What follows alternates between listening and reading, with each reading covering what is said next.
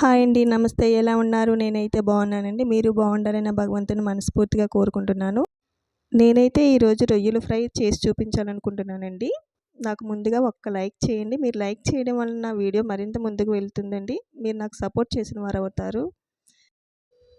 ఈ రొయ్యలను 4, 5 సార్లు శుభ్రంగా కడిగిన తర్వాత కొంచెం సాల్టు, పసుపు వేసి కలిపి ఫ్రిడ్జ్లో పెట్టినా పర్వాలేదు. పైనైనా సరే ఒక అరగంట సేపు అలా వదిలేయండి.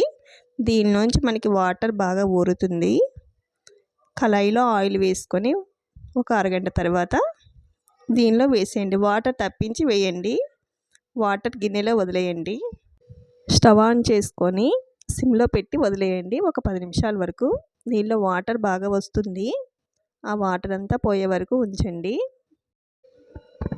ఇలా ఆయిల్ పైకి వచ్చే వరకు వేగనివ్వండి.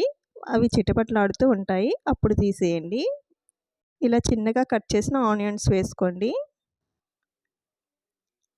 నేను ఒక అరకప్పు వేసాను. ఒక పెద్ద సైజు ఆనియన్ సరిపోయింది. ఒక 4, 5 పచ్చిమిర్చి వేసుకున్నాను.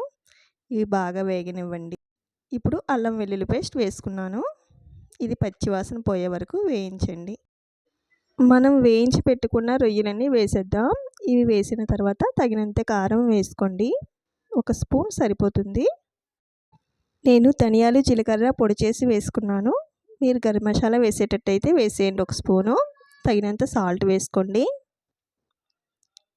కొంచెం పసుపు. ఇవన్నీ వేసి కొంచెం కలపండి. ఇదంతా కలిసి కాసేపు ఒక 5 నిమిషాలు వేగించండి. అప్పుడు ఉప్పు, కారం చక్కగా పడుతుంది. నచ్చిందా అండి నా రొయ్యలు ఫ్రై? నచ్చితే తప్పకుండా లైక్ చేయండి, సబ్స్క్రైబ్ చేసుకోండి, బెల్ ఐకాన్ ఆన్లో ఉంచుకోండి. Thanks for watching.